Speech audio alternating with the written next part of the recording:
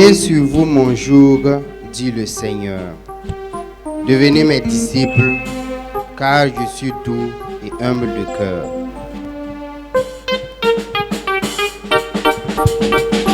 Acclame Dieu au son des trompettes, acclame Dieu au son des cymbales, et vous dans timbaleur,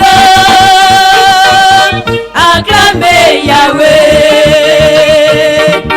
Allez, alléluia, oui, alléluia, allez, alléluia, alléluia, amen. Allez, alléluia, alléluia, allez, alléluia, alléluia, amen. Le Seigneur soit avec vous. Qu'il vous garde au fil des jours. Écoutons et recevons l'Évangile selon saint Luc.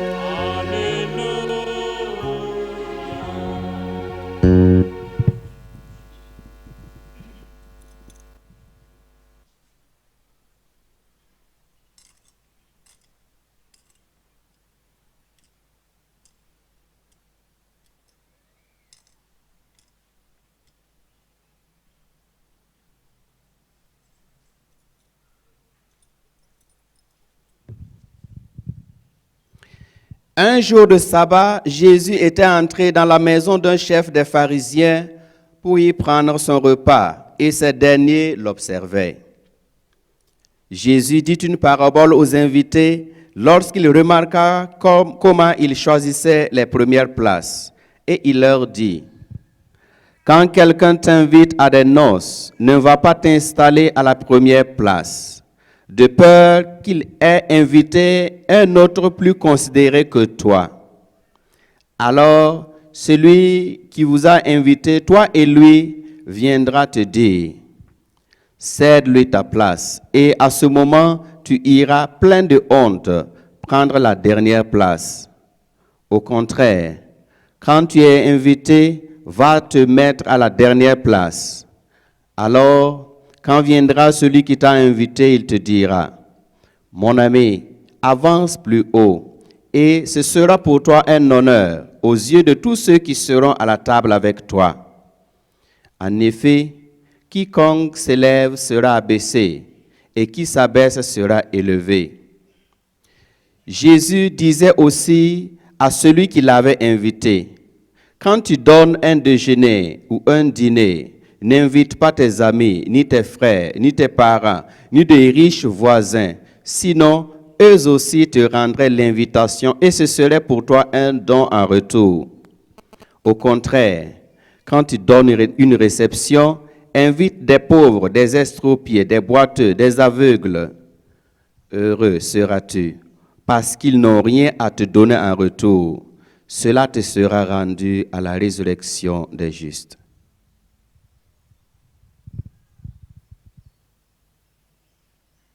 Sa parole a retenti.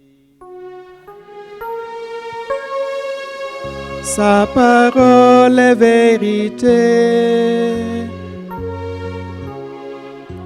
Nous vivons de son amour. Chaque instant de notre vie. Acclamons la parole de Dieu.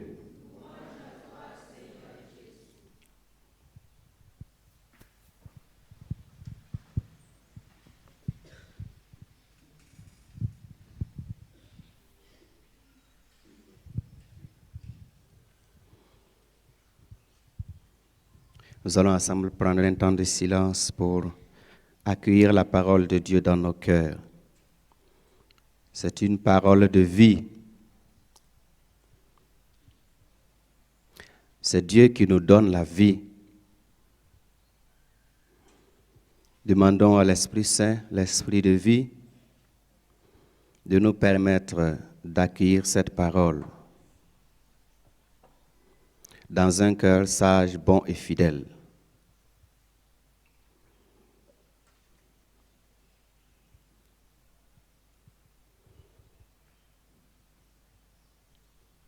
Esprit de Dieu, souffle de vie, Esprit de Dieu, souffle de feu, Esprit de Dieu, consolateur, tu nous sanctifies. Esprit de Dieu, souffle de vie, Esprit de Dieu, souffle de feu, Esprit de Dieu, consolateur, tu nous sanctifies.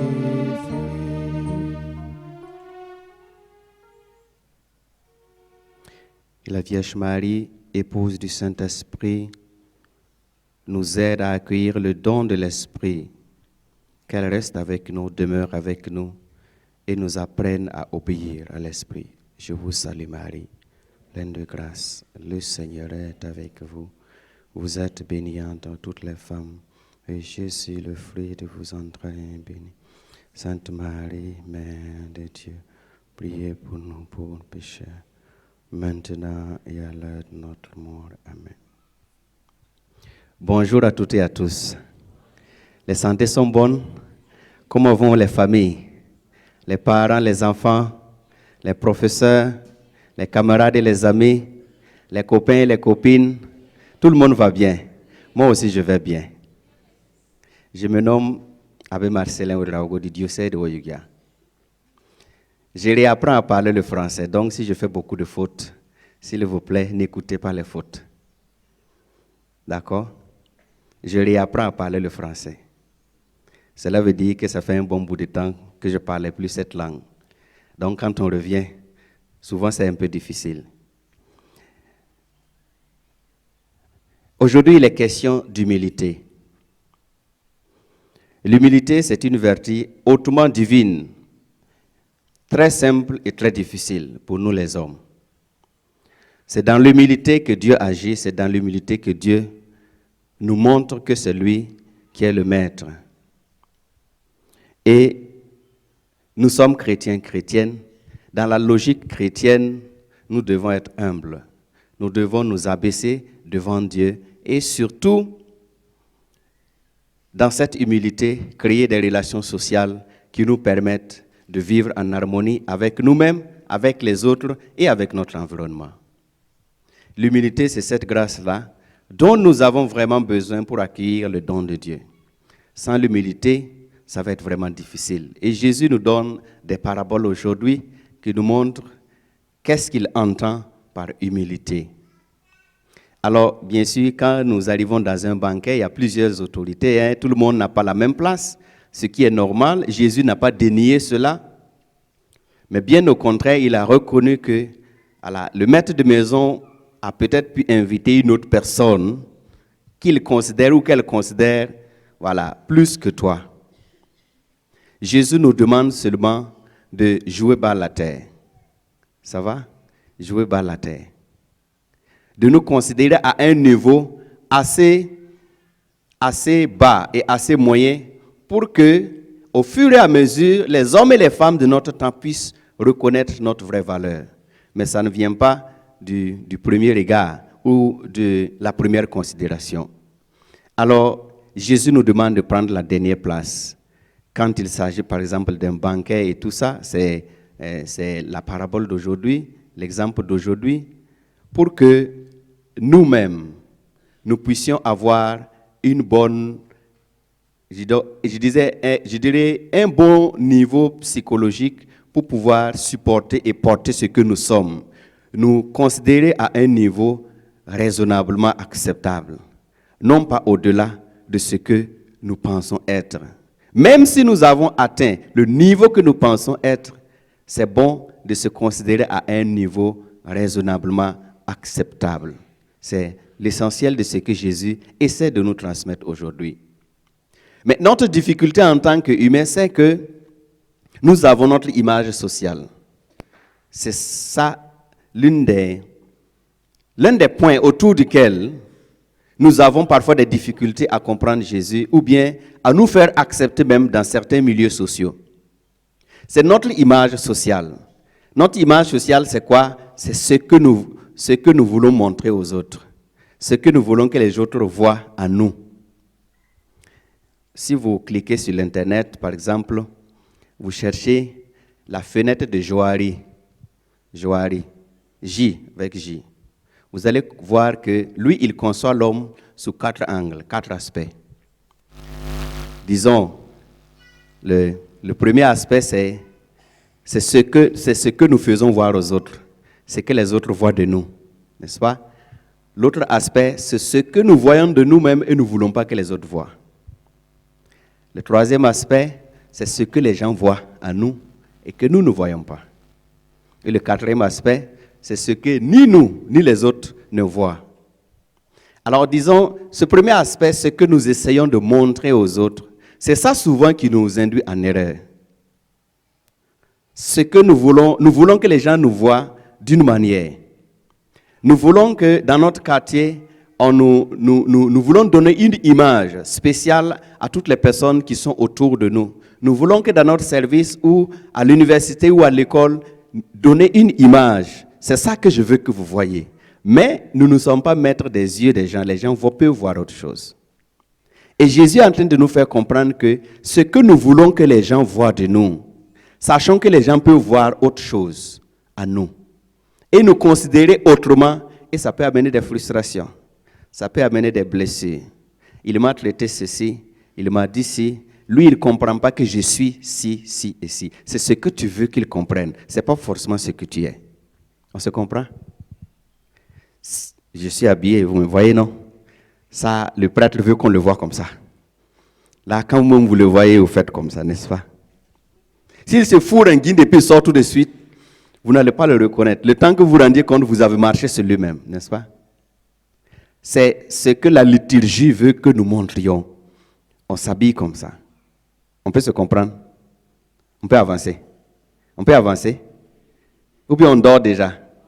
On ne dort pas. Voilà, on va avancer un peu encore. Alors, cette image sociale que nous essayons de construire pour les autres, ce n'est pas pour nous, c'est pour les autres. Parce que nous savons qu'il y a des choses à nous que les gens ne savent pas. Mais nous voulons que les gens nous voient autrement. Donc nous sommes en train de construire une image sociale. Et elle peut être fausse. Et quand elle est fausse, nous nous trouvons dans une situation conflictuelle avec les autres. Parce que les autres ne nous comprennent pas. C'est nous qui n'aidons pas les autres à nous comprendre et à nous accepter. Parce que nous sommes en train de construire quelque chose. Nous construisons une image pour donner aux autres. Nous oublions aussi que les autres sont libres et ils voient, ils jugent et ils peuvent nous voir autrement que ce que nous voulons qu'ils voient. C'est pourquoi Jésus dit, prenons-nous à un niveau raisonnable et acceptable. On se comprend? Ça peut aller? On peut avancer? Très bien. Le second exemple, il disait que, bon voilà, si vous invitez quelqu'un ou bien vous donnez quelque chose à une personne, faites en sorte que vous le faites de bon cœur et que vous n'attendiez pas de retour. Alors que dans notre société, c'est la relation. Il vaut mieux connaître quelqu'un que de connaître une ville. C'est ça, non? J'ai essayé de traduire le proverbe de Morée en français, ce n'est pas très juste. Il vaut mieux connaître quelqu'un dans une ville que de connaître la ville. C'est ça, non? Ce n'est pas forcément de ça qu'il s'agit, mais plutôt que Jésus nous demande de créer d'autres types de relations dans lesquelles je reconnais que j'ai besoin de l'autre et l'autre a besoin de moi. Ou je ne suis pas obligé de rendre un service en retour parce que j'ai reçu un service. Ou même je suis dans l'impossibilité même de rendre un service en retour parce qu'on m'a servi. On se comprend? Vraiment gratuit et désintéressé. Or, dans notre société, le service gratuit et désintéressé, ça se compte du bout des doigts. Beaucoup de choses sont payées, n'est-ce pas? Et même si ce n'est pas payé, on attend quelque chose de retour. On attend au moins un comportement. Le comportement de dire merci, ce n'est pas de ça il s'agit. Il s'agit plutôt de je veux rendre la monnaie. Que ce soit en bien ou en mal. Ça va? On peut se comprendre. On peut avancer. C'est nos types de relations. Quand nous sommes avec Jésus, il nous amène de notre humanité à sa divinité. Et là, il nous faut faire des pas. Il nous faut quitter de ce que nous vivons dans notre société pour arriver à un niveau de compréhension et de comportement qui soit vraiment divin. Et c'est pourquoi notre vie de chrétien, c'est toujours, on cherche à atteindre quelque chose. On cherche à mieux faire. Si aujourd'hui je n'ai pas pu, je ne me décourage pas, je vais essayer encore d'avancer. Alors, l'humilité, dans la Bible, nous pouvons avoir beaucoup d'exemples d'humilité, spécialement la Vierge Marie. Je sais que vous l'aimez bien, vous la priez bien, n'est-ce pas? Elle est là, non? Il faut prendre un chant à Marie, s'il vous plaît. Juste un refrain. On va juste faire un clin d'œil à notre maman.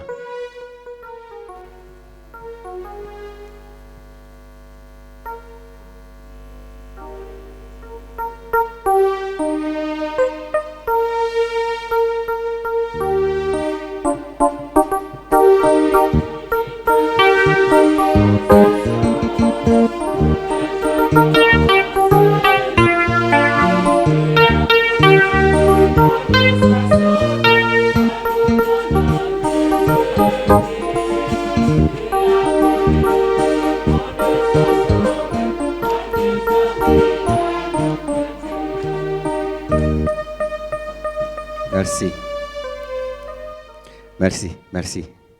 Alors, quand l'ange a apporté la nouvelle à la Vierge Marie, qu'est-ce qu'elle a fait? Parce que l'ange a dit, ta cousine Élisabeth attend un enfant. Marie s'est levée pour aller voir sa cousine. Bien sûr, pour se raconter les histoires de Dieu, mais aussi pour témoigner de ce que Dieu a fait, n'est-ce pas? Je ne parle pas du témoignage chrétien ou du témoignage de la présence de Dieu dans notre vie. Genre, vraiment Dieu a agi dans ma vie et je veux témoigner. Je veux que les autres aussi, la foi des autres aussi se renforce. Parce que il y a témoignage dans témoignage. Je suis sûr que si c'était peut-être certains ou certaines d'entre nous qui avons reçu la visite de l'ange de cette manière-là, nous allons sortir et raconter à nos camarades. Copine, l'ange est venu me voir. Je ne suis pas n'importe qui.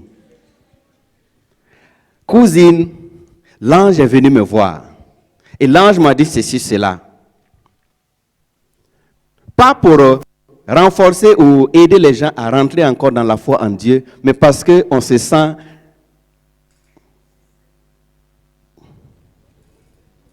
Et puis nous aussi, on fait la tête comme ça. N'est-ce pas? C'est ça, non?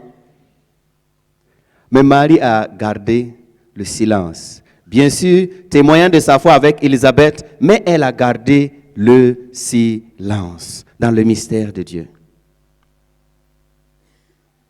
Elle n'a pas fait écran à la grâce de Dieu. Dieu est passé par elle pour que Jésus nous vienne et qu'elle se mette maintenant au devant de l'autel pour dire à Jésus, tu sais, c'est par moi que tu es là. Ça devient comme un chantage, n'est-ce pas? Nous avons l'habitude de faire ça. Bien-aimés de Dieu, l'humilité c'est comme un terrain fertile sur lequel peut pousser le bon grain, sur lequel la grâce de Dieu peut vraiment féconder ce qui en nous doit rendre gloire à Dieu. Et la grâce de l'humilité, c'est à demander chaque jour. C'est à demander chaque jour et au quotidien, jusqu'à la fin de notre vie, parce qu'on n'est jamais assez humble. C'est une grâce à demander. Et quand on la demande, il faut la recevoir. Parce que l'humilité, souvent, vient avec l'humiliation. Oui, ça peut arriver. Que tu demandes la grâce de l'humilité et Dieu laisse les ennemis t'humilier. Ça peut arriver. Jésus, quand on prend Jésus, il avait l'humilité en plénitude, mais il a été humilié. Une humiliation qui ne dit pas son nom. La Vierge, elle est restée dans son humilité, mais quand il s'agissait maintenant de se marier à Joseph, qu'est-ce qu'on n'a pas dit autour d'elle? Elle a même failli être lapidée. Ça peut arriver que la grâce de l'humilité vienne avec l'humiliation, pour que nous puissions redescendre. Comme Jésus a dit, quand tu arrives, mets-toi en arrière et laisse le reste. Qui s'élève sera abaissé et qui s'abaisse sera élevé. C'est ça la logique de Dieu. Redescendons à un niveau acceptable, raisonnablement acceptable de ce que nous sommes.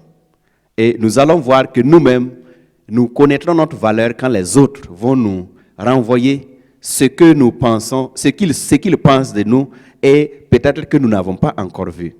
Qui s'élève sera abaissé et qui s'abaisse sera élevé. Alors, qui sont les personnes que Dieu considère comme les plus humbles ou ceux qui sont les plus abaissés? Jésus l'a cité, les pauvres, les estropiés, les malades, les sans-abri, ainsi de suite, ainsi de suite. Bien-aimés de Dieu, dans notre pays, ces derniers temps, nous vivons une situation, si ce n'est pas Dieu seul qui va nous sauver. Et beaucoup de familles se sont retrouvées dans la rue. Quand je dis dans la rue, c'est sérieux. Ce n'est pas qu'ils ont vraiment un toit pour se reposer, ils sont vraiment dans la rue. Du jour au lendemain. Voilà des personnes à qui nous pouvons faire un geste et qui ne peuvent pas nous le rendre. Le seul moyen de nous rendre, c'est nous dire merci. Et ça, c'est hautement évangélique. Revenons maintenant à ce dont nous avons commencé à parler au début de la messe. Quand nous venons ici, c'est pour Dieu, n'est-ce pas? C'est lui en fait. Je vais demander à chacun et à chacune de couper sa respiration pendant 5 minutes. Juste 5 minutes. C'est ça qui nous fait vivre, n'est-ce pas? N'est-ce pas? On ne voit pas la respiration, mais on sent ses effets, n'est-ce pas? Alors, c'est le souffle de vie, non? C'est le souffle de vie de Dieu. Nous ne lui avons pas demandé, il nous a donné ça. Comme je disais, on pouvait ne pas se lever le matin. Et nous ne pouvons pas lui demander des comptes. C'est lui qui a donné gratuitement. Il peut le retirer aussi. Mais si nous sommes toujours en vie, il faut que nous sachions dire merci à celui-là qui nous a créés à son image. Même malgré nos péchés, on décompte tous les jours. Mais il dit, j'ai créé ces gens-là à mon image, je ne peux pas les détruire. J'allais dire que le premier acte d'humilité, quand nous venons le dimanche à la messe, c'est vraiment de rentrer dans cette célébration eucharistique, dans toutes les étapes. Dans toutes les étapes de la messe, c'est le premier acte d'humilité, disons, que nous allons poser, que nous posons quand nous venons pour prier, pour louer le Seigneur, pour lui dire merci pour le souffle de vie, pour ce que nous sommes. Il y a des difficultés, ça ne manquera pas. Si c'est les difficultés là, non, ça il y en aura. Il y en aura. Mais nous sommes en vie, nous devons rendre grâce à Dieu. Quand on va demander pardon pour nos péchés, vraiment, on rentre dedans. Quand on dit on va louer le Seigneur, on rentre dedans. Quand on dit c'est le moment de la consécration, vraiment, on se met dans une position où nous pouvons vraiment recevoir le Seigneur. Parce que ça requiert une attitude d'humilité de notre part. De laisser tout ce que nous avons à la maison pour nous concentrer à l'essentiel. Et cela, nous le faisons juste une fois par semaine, le dimanche. Ceux qui font l'effort peuvent aller à la messe les jours ordinaires, ou ceux qui ont la capacité d'y aller. Mais au moins le dimanche, c'est un jour de fête. Nous ne devons pas être assis avec des visages tristes. Pourquoi sommes-nous tristes? Alors qu'il pleut, le climat est beau, vraiment c'est cool quoi. N'est-ce pas? C'est cool quoi. Regardez le climat, c'est beau non? Et nous sommes tristes, on a des visages froissés. Qu'est-ce qu'il y a? Qu'est-ce qui ne va pas? Dites-moi, qu'est-ce qui ne va pas? La fin déjà. Non, ce n'est pas la fin. Ça, ce n'est pas la fin. Les soucis. Non, si c'est les soucis là, il faut dire aux soucis, il faut vous calmer, parce qu'il y en aura toujours. Les soucis là, il y en aura toujours. Tu finis celui-là et l'autre vient. C'est comme ça. Jusqu'à ce que on quitte ce monde, il y aura toujours des soucis. N'est-ce pas? Nous venons à la fête. Dieu nous invite à la fête et nous venons le visage froissé. J'espère qu'on va se rattraper. J'espère qu'on va se rattraper. J'espère qu'on va se rattraper. J'espère qu'on va se rattraper. On va se rattraper? Votre oui même est timide, ça ne me convainc pas. On va se rattraper? On va se rattraper? On va se rattraper? Ah, on est nombreux, hein? Que Dieu nous écoute et nous exauce.